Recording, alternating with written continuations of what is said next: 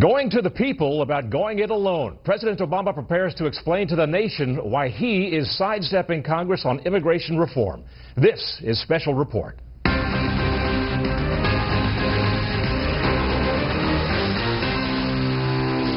Good evening, I'm Doug McKelway. Brett Baer is on assignment, and we will hear from him shortly. But first, we are about 2 hours away now from President Obama's explanation on his upcoming use of executive authority to legalize millions of illegal immigrants, a move that has already set off a cacophony of protest on Capitol Hill and throughout much of the country. We have Fox team coverage. Mike Emanuel at the Capitol looks at one of the key arguments Democrats are making for the president's bold move. John Roberts in Boca Raton, Florida, with arguments against it by some of the people who would like to replace the president in 2 years. But we begin with Chief White House correspondent Ed Henry and a look at what President Obama is expected to say tonight. Good evening, Ed. Good evening, Doug. We're learning this hour the president's not going to sign any actual executive orders. Instead, they'll be called presidential memos instructing officials to take various actions. But Republicans say no matter what he calls it, it's a power grab, and they'll stop it. And pushing boundaries. Aides tell Fox that President Obama made a final decision to move forward with unilateral action this week after returning from Asia. And as speechwriters put the final touches on tonight's primetime address, the president tried to wrap himself in the American flag. We want them to initiate new discoveries and start businesses right here in the United States. So that's what I'll be talking about a little bit tonight. Part of keeping America prosperous and keeping America strong. In a harsh pre-buttal, Republican Ted Cruz quoted the Roman philosopher Cicero to charge there's nothing American about this. We alone, I say it openly, we the Senate, are waiting in our duty to stop this lawless administration and its unconstitutional amnesty.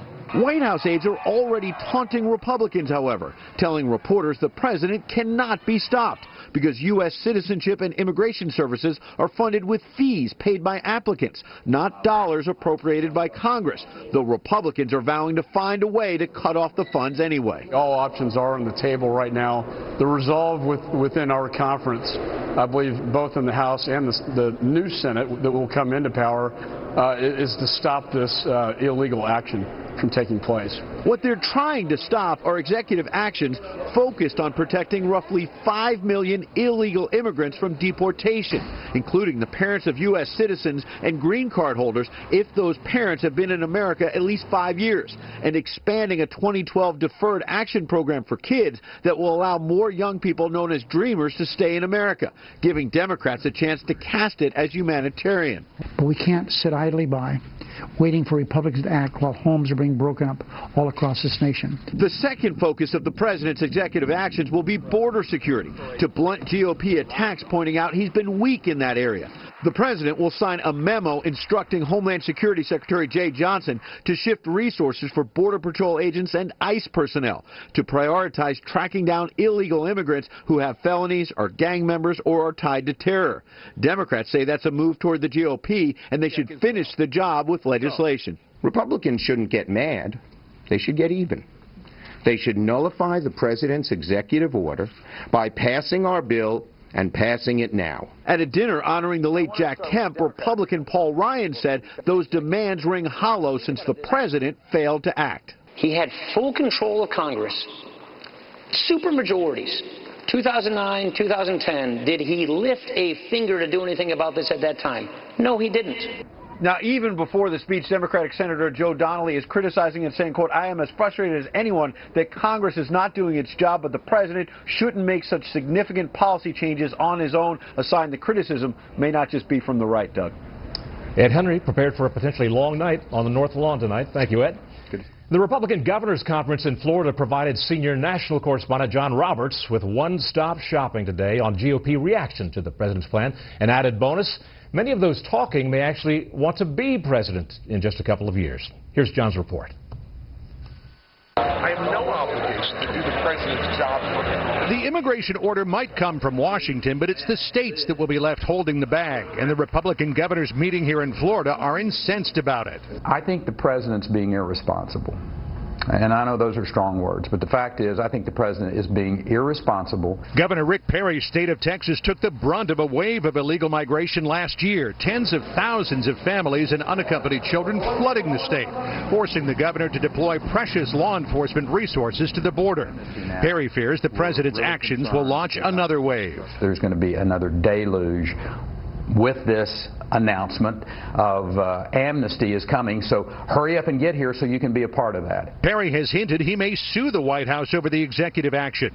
Other governors, including Louisiana's Bobby Jindal, say Republicans should leave the option of a government shutdown on the table. He acts like he was the first president ever that Congress ever disagreed with him. When he doesn't get his way, he violates the law, violates the Constitution. Granting de facto amnesty may force states to give driver's licenses, public assistance, in-state tuition, and more to millions of illegal immigrants. Wisconsin Governor Scott Walker, who also believes states should take the president to court, says the cost could be enormous. If we're paying more in that area, that means less for schools, for colleges, for universities, for higher education overall. It means less money for the things that we find to be important because of this move. Walker believes the president is doing this to distract Republicans from the agenda they want to pursue when they take control of Congress next year. Ohio Governor John Kasich, who says he's open to a path to citizenship for illegals, believes Republicans may have to meet the president halfway if they don't want their shot at governing derailed. I've said it all along. I hope the Republicans have appealed to him to slow down. But what they have to say to him is, we want to get something done on this issue as well. And there could be an even bigger picture to the president's moves. If he can split the factions in the Republican Party and stall immigration reform, he could blunt Republican efforts to bring more Latinos into the fold, giving Democrats a better shot to take back the Senate and win the White House in 2016. Doug? John Robertson, Boca Raton. Thank you, John. The president's people are not unprepared for charges that he is exceeding his executive authority. Tonight, Chief Congressional Correspondent Mike Emanuel looks at perhaps the central argument that this has all been done before by Republicans. Look to Ronald Reagan, your hero. Look what he did to keep families united. Numerous times in recent weeks, Democrats have compared what President Obama is doing with executive action on immigration to former Presidents Reagan and Bush 41. Today, a leading Senate Democrat took it a step further. The Republicans who are criticizing the president for this executive action ignore the fact that 11 previous presidents have done exactly the same thing, using their executive authority to address the issues of immigration. Yet some experts note Mr. Obama is going against the will of Congress, which rejected the DREAM Act several times, while Reagan and Bush made administrative corrections based on what Congress intended. There is no comparison between what the president is doing and what President Reagan or President Bush did. In 1986, Congress passed the Immigration and Reform Control Act, which provided amnesty to about 3 million illegal immigrants. Then President Reagan acted unilaterally to allow minor children of those receiving amnesty to receive protection from deportation. In 1990, President Bush deferred deportation of spouses and children of those legalized by the 1986 law. They had a law Congress had passed. Here we have a president who has no law, who has said he doesn't care whether Congress passes a law, he's going to go forward with these actions. So in the case of Presidents Reagan and Bush, they were actually building upon a law that Congress had passed. There's also a difference in numbers, with the Reagan order what some describe as a nominal addition to the 2.7 million authorized by legislation. Bush 41's action affecting up to 1.5 million, while Mr. Obama is expected to be more than 5 million people. While it's analogous to mention Reagan and Bush, it's only natural we would. They did do executive orders on behalf of the illegal immigration problem. It was the largesse of this is what makes it unique. After Bush took action, Congress passed a 1990 Immigration Act to make a family unity provision permanent.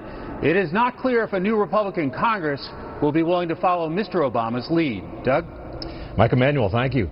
Health and Human Services Secretary Sylvia Burwell says the over-reporting of Obamacare sign-up numbers is unacceptable.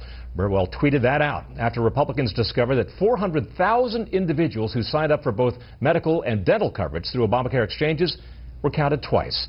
That lowers the total enrollment from the announced 7.1 million to 6.7 million. Stocks were up today. The Dow gained 33. The S&P 500 finished ahead 4. NASDAQ was up 26. Coming up next, how China could literally turn out the lights on your family. But first, here's what some of our Fox affiliates around the country are covering tonight. Fox 49 in Tallahassee, Florida, with a shooting on the campus of Florida State University. Police say the gunman opened fire at a library, wounding 3 students before he was killed by police. They say Myron May was a graduate of Florida State and went to law school in Texas, and that he believed the government was after him. Fox 31 in Denver with a voluntary recall of about 5 million strollers manufactured by Graco. The strollers have external sliding fold lock hinges that can pinch or even cut off a child's finger. You can get more information from the Consumer Product Safety Commission website.